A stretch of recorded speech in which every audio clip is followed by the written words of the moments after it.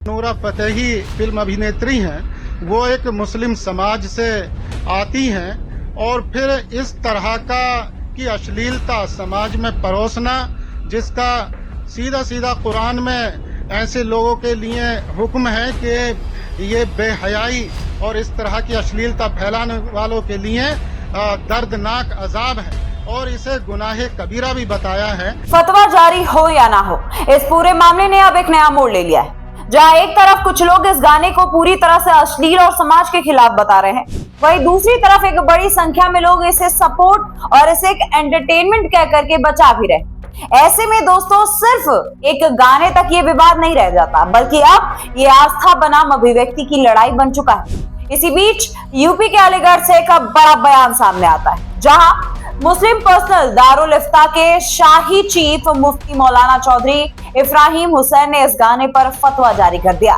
Social media पर इसको लेकर के अब नई बहस तेज हो गई है। कोई कह रहा है कि संस्कृति बचा, तो कोई ये कह रहा है कि फ्रीडम ऑफ एक्सप्रेशन बचा।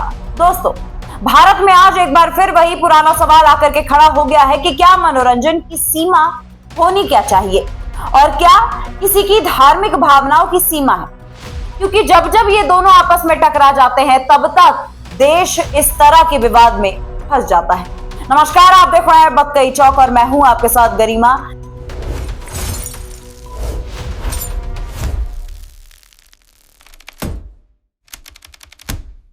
दोस्तों, एक गाना, एक ऐसा डांस और फिर अचानक पूरे देश दो हिस्सों में बटा हुआ नजर आने लगा।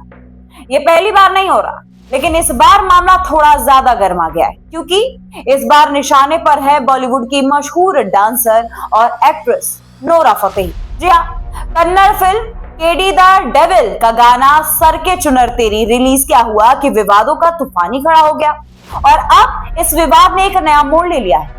यूपी के अलीगढ़ से एक फतवा जारी हो गया, जी हाँ, जिसमें कहा गया है कि ये गाना और इसमें किया गया डांस अश्लील है, नैतिक मूल्यों के खिलाफ है और इसे करने वाली एक्ट्रेस ने बड़ा गुनाह कर दिया है। दोस्तों, सवाल सिर्फ एक गाने का नहीं है, सवाल है उस सोच का जहां एंटरटेनमेंट और धार्मिक भावनाएं आमने सामने आ जाती हैं। अलीगढ़ के मुस्लिम पर्सनल दारुल इफ्ता के शाही चीफ मुफ्ती मौलाना चौधरी इफ्राहिम हुसैन ने साफ तौर पर कह डाला है कि इस तरह के गाने समाज में गलत संदेश दे रहे हैं। उन्होंने लोगों से अपील की कि ऐसे गानों को बहिष्कार किया जाए और कलाकारों से कहा गया कि वे जिम्मेदारी के साथ कंटेंट बनाएं। लेकिन यहीं से बहस शुरू हो गई। क्या कोई गाना अश्लील है या मनोरंजन, ये आखिर तय कौन करेगा? क्या किसी कलाकार के खिलाफ फतवा जारी करना सही तरीका है और क्या ये एक अभिव्यक्ति की स्वतंत्रता पर हमला नहीं है? दोस्तों, दरअसल मामला यहीं खत्म नहीं होता। राष्ट्रीय महिला आयोग यानी कि NCW ने भी इस गाने को लेकर के कड़ा रुख अपना दिया है। जी हाँ, हम आपको बताएं कि आयोग ने इस अभद्र और आपत्तिजनक बताते हुए सिर्फ इतना ही नहीं बल्कि आगे कहा है कि नोरा फतेही के साथ साथ संजय दत्त, गीतकार रकीब आलम, निर्माता और निर्देशक को भी समन जारी किया गया। उन्होंने 24 मार्च को आयोग के सामने पेश होने के लिए कहा गया है और चेतावनी भी दी गई है कि अगर वे नहीं आते हैं तो कार्रवाई हो सकती है।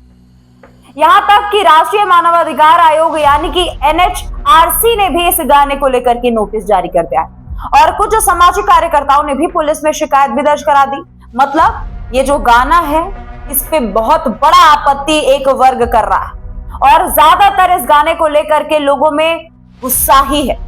लेकिन दोस्तों, अब बात यहाँ से और दिलचस्प हो जाती है, क्योंकि ये पहली बार नहीं है जब किसी बॉलीवुड एक्ट्रेस या किसी फिल्म को लेकर के फतवा जारी हुआ है। जी हाँ, थोड़ा सा पीछे चलते हैं और आपको चलिए हम बता देते हैं कि आखिर और कौन कौन सी हीरोइन या ऐसी फिल्में हैं जो ऐसे विवादों में फंसे हुए हैं।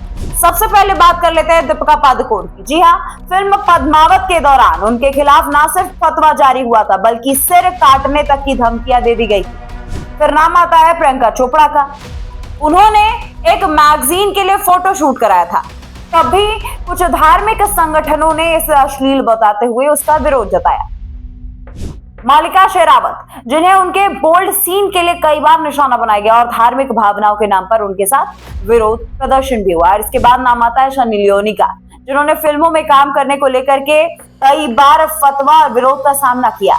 और फिर एक्ट्रेस ही नहीं बल्कि पीके को लेकर के आमिर खान को भी भारी विरोध झेलना पड़ा था। तो दोस्तों, सवाल ये है कि क्या हर बार टारगेट सिर्फ फिल्म इंडस्ट्री ही क्यों बनती है? क्या समाज में और कोई मुद्दा नहीं है या फिर फिल्मों को आसान टारगेट समझ लिया जाता है? इससे परे भी कई सारी बातें हैं जो हम कर सकते हैं। खैर दोस्तों, इस पूरे मामले में एक और चीज समझने वाली वो ये है कि आज का दर्शक अब बदल चुका है। नई पीढ़ी का नजरिया अलग है। उनके लिए डांस और ग्लैमर सिर्फ एंटरटेनमेंट नहीं है, लेकिन समाज का एक बड़ा हिस्सा अभी भी इसे अलग नजर से देखता है। और दोस्तों, नोरा फतेही के इस गाने को लेकर के भारी बवाल मचा हुआ है। 24 मार्च को जब सभी लोग एनसीडब्ल्यू के सामने पेश होंगे तो ये देखना अब दिलचस्प हो जाएगा कि आखिर आगे क्या होगा।